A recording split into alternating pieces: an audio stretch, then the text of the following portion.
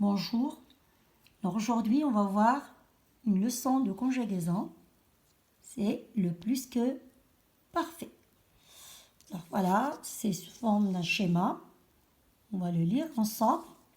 Alors, le plus que parfait. Alors, c'est un temps composé. Ça veut dire un temps formé de deux mots. Il suit les mêmes règles que le passé composé.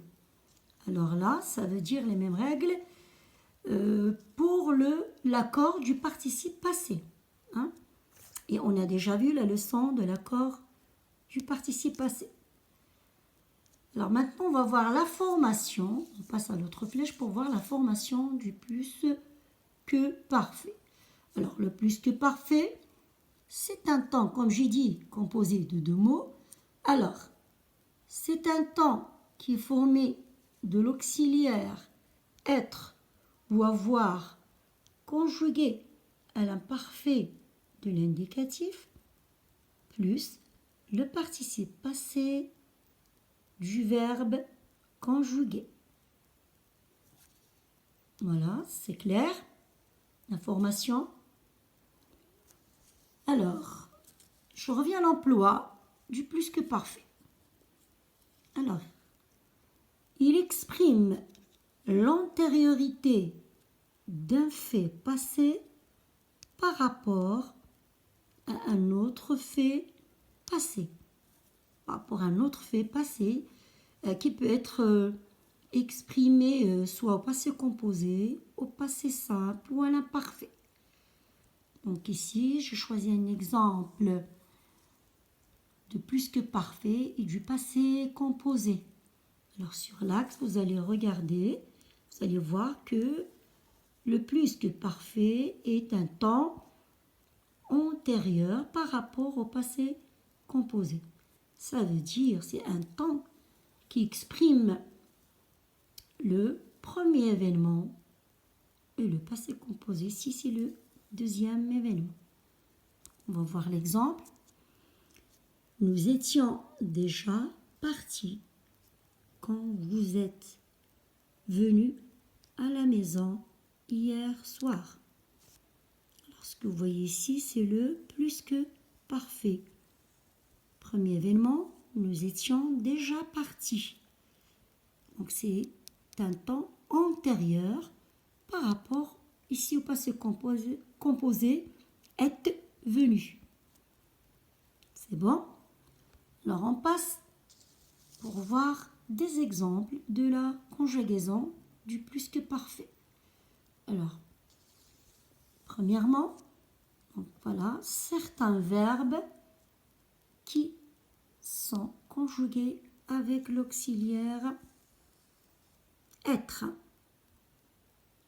Alors, donc ces verbes-là, vous allez voir ici que le participe passé employé avec l'auxiliaire être s'accorde en genre et en nombre avec le sujet. Alors, je vais lire ces exemples. J'étais parti. L'accord en genre. Je étais venu. Si l'accord ici en genre.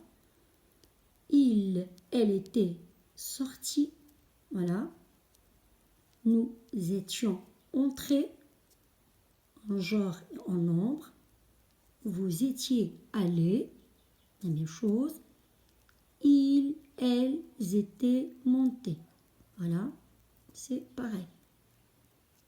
On regarde l'auxiliaire être à l'imparfait plus le participe passé du verbe conjugué et bien sûr l'accord du participe passé avec le sujet.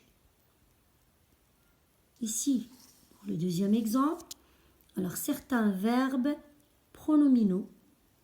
Et on sait très bien que les verbes pronominaux conjugués à un temps composé sont employés avec l'auxiliaire être. Et c'est la même règle pour le participe passé. il s'accorde en genre et en nombre avec le sujet, bien sûr. Voilà. Je m'étais réveillé. Tu t'étais assis. Tu t'étais assise. Il ou elle s'était marié. D'accord. Nous nous étions levés. Vous étiez étonné.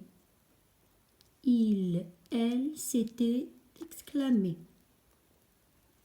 Alors, c'est la même chose ici pour les verbes utilisés aussi qu'on a vu dans l'exemple 1.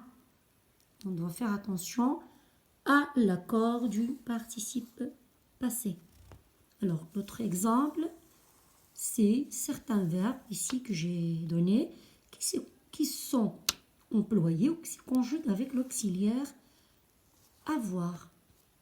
J'avais vu, tu avais rangé, il, elle avait entendu, nous avions ri, vous aviez compris, ils, elles avaient bu. Alors, vous remarquez ici, le participe passé du verbe ne s'accorde pas avec le sujet. Pourquoi? Parce que le participe est employé avec l'auxiliaire avoir. Donc, avec l'auxiliaire avoir, on n'accorde pas le participe avec le sujet, mais le participe s'accorde avec le complément d'objet s'il précède bien sûr la forme verbale. Et on a déjà vu, comme je vous ai dit, cette leçon de l'accord du participe passé. Alors, je crois que c'est clair. Bonne chance et à la prochaine séance.